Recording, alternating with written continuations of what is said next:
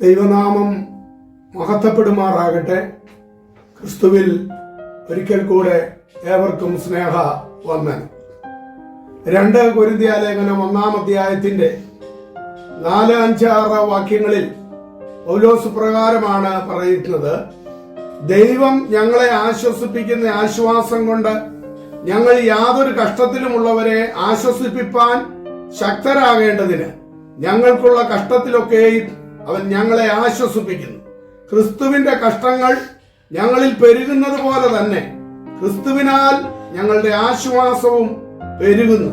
ഞങ്ങൾ കഷ്ടമനുഭവിക്കുന്നുവെങ്കിൽ അത് നിങ്ങളുടെ ആശ്വാസത്തിനും രക്ഷയ്ക്കും ആകുന്നു.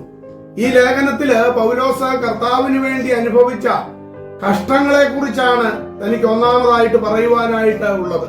കഷ്ടത, സഹനം, ആശ്വാസം, ആശ്വസിപ്പിക്കൽ എന്നീ പദങ്ങൾ ഇവിടെ വളരെ ശ്രദ്ധേയമാണ്. കഷ്ടത ശാരീരികവും മാനസികവുമായിട്ട് ഉണ്ട്.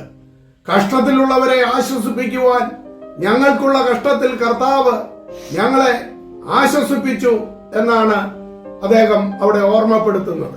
ഈ കഷ്ടതയ്ക്ക് ത്രിപ്സീസ് എന്നൊരു മൂലപദമാണ് അവിടെ രേഖപ്പെടുത്തിയിരിക്കുന്നത്.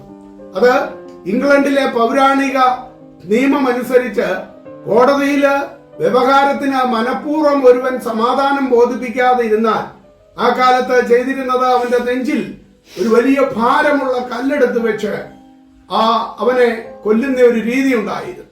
ഇതാണ് ഇവിടെ ഓർമ്മപ്പെടുത്തുന്നത്. പൗലോസ് കർത്താവിന്റെ വേലയിൽ അനുഭവിച്ച അനേക പീഡകൾ, കഷ്ടങ്ങൾ, പ്രയാസങ്ങൾ, ഉപദ്രവങ്ങൾ, ശ്വാസം മുട്ടുന്നത് പോലെയുള്ള അനുഭവങ്ങളെല്ലാം ഇവിടെ ശ്രദ്ധേയമാണ്. എന്നാൽ താന് ആ കഷ്ടതയിലൊന്നും തകർന്നു പോയില്ല എന്ന് നമുക്ക് കാണുവാനായിട്ട് കഴിയും. അടുത്ത ഒരു വാക്കാണല്ലോ അവിടെ സഹനം. പൗലോസിന്റെ പ്രതികരണം ഒളിച്ചോട്ടമോ പിറുപിറുപ്പോ ആയിരുന്നില്ല. സധൈര്യം താന് എല്ലാം നേരിടുകയാണ് ചെയ്യുവാനായിട്ട് ഇടയായി തീർന്നത്. മറ്റൊരു പദം അവിടെ നമുക്ക് ആശ്വാസം എന്ന് കാണുവാനായിട്ട് കഴിയുന്നുണ്ട്. വിശ്വാസിക്ക് ലഭിക്കുന്ന ദൈവിക ആശ്വാസം ധൈര്യം പകരുന്നതും ജീവിതത്തിന്റെ വെല്ലുവിളികളെ സധൈര്യം നേരിടുവാൻ കഴിവ് കൊടുക്കുന്നതുമാണ് എന്ന് നമുക്ക് മനസ്സിലാക്കുവാനായിട്ട് സാധിക്കുന്നുണ്ട്. ദൈവം ഒരുവന് ഒരു ദർശനം നൽകുന്നുവെങ്കിൽ അത് പൂർത്തീകരിക്കാനുള്ളതായ കഴിവും, ഒരു ദൗത്യം ഏൽപ്പിക്കുന്നുവെങ്കിൽ അത് നിർവഹിക്കുവാനുള്ള ശക്തിയും ദൈവം നൽകിയിരിക്കും എന്നുള്ളത് നിസ്സംശയം നമുക്ക് പറയുവാനായിട്ട് സാധിക്കും. ഇവിടെ ആശ്വസിപ്പിക്കൽ എന്ന ആ പദവും നമുക്ക് കാണുവാനായിട്ട് കഴിയുന്നുണ്ട്. കഷ്ടത്തിലിരിക്കുന്നവരെ ആശ്വസിപ്പിക്കുക എന്നുള്ളത് കഷ്ടതയിൽ കൂടി കടന്നു പോകുന്ന ഒരു വ്യക്തിക്ക് മാത്രമേ അത് സധൈര്യം പറയുവാനായിട്ട് കഴിയത്തുള്ളൂ. 1:5 വിശ്വാസിയുടെ ആശ്വാസത്തെ കുറിച്ച് അവിടെ നമുക്ക് കാണുവാനായിട്ട് കഴിയുകയാണ്. അഥവാ ക്രിസ്തുവിന്റെ വിവിധ മുഖങ്ങളാണ് ഈ ലേഖനത്തിൽ നമുക്ക് കാണുവാനായിട്ട് കഴിയുന്നത്.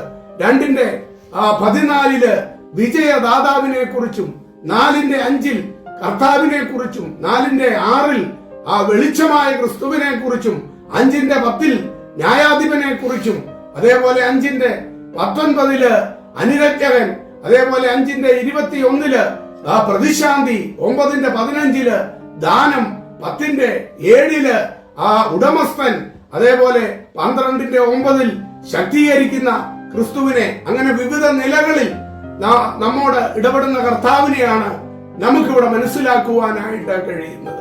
അതേ പ്രിയമുള്ളവരെ, നമ്മുടെ കഷ്ടതയിൽ അവൻ നമ്മളെ കൈവിടുന്ന ദൈവമല്ല. നമ്മളോട് കൂടെ ഇരുന്ന് നമ്മളെ ആശ്വസിപ്പിക്കുന്ന, പ്രത്യാശ തരുന്ന ഒരു നല്ല കർത്താവ് നമ്മോട് എപ്പോഴും കൂടെയുണ്ട്. അവിടുന്ന് നമ്മെ വിട്ട് കഷ്ടതയുടെ നടുവിൽ ഒളിച്ചോടുന്ന ദൈവമല്ല. അതുകൊണ്ട് ഒരു വിശ്വാസിക്കും തന്റെ വിശ്വാസ ജീവിതത്തിൽ ഒളിച്ചോട്ടമല്ല, ഇവിടെ പൗലോസിനെ പോലെ സധൈര്യം അതിനെ നാം അഭിമുഖീകരിച്ച് വിടുതലും വിജയവും പ്രാപിച്ചെടുക്കുക എന്നുള്ളതാണ് നമ്മുടെയും പരമലക്ഷ്യം. അതിനായി ദൈവാകരങ്ങളിൽ നമ്മെ ഏൽപ്പിക്കാം.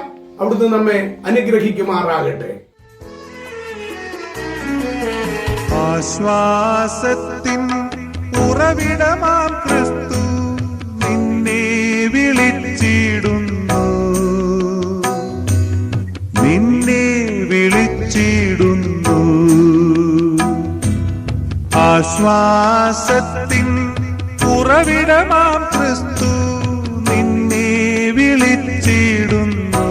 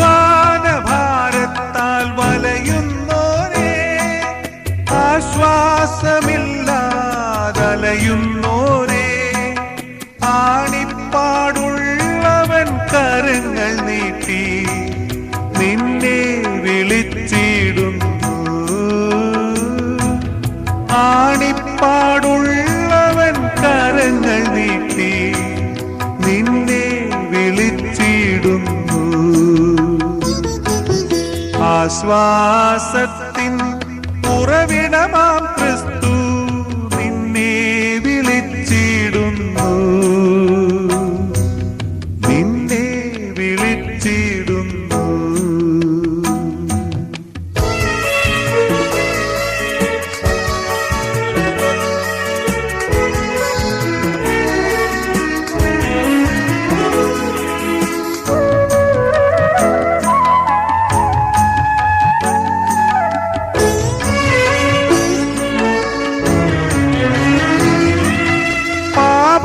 പാപാന്ധകാരത്തിൽ കഴിയുന്നോരേ, രോഗങ്ങളാൽ മനം തകർന്നവരേ,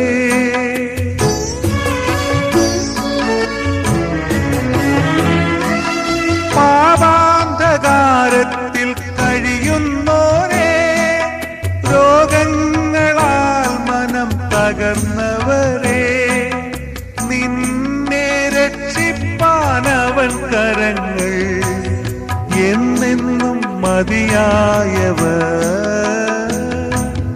നിന്നെ രക്ഷിപ്പാനവൻ കരങ്ങൾ എന്നെന്നും മതിയായവർ. ആശ്വാസത്തിൻ ഉറവിടമാം ക്രിസ്തു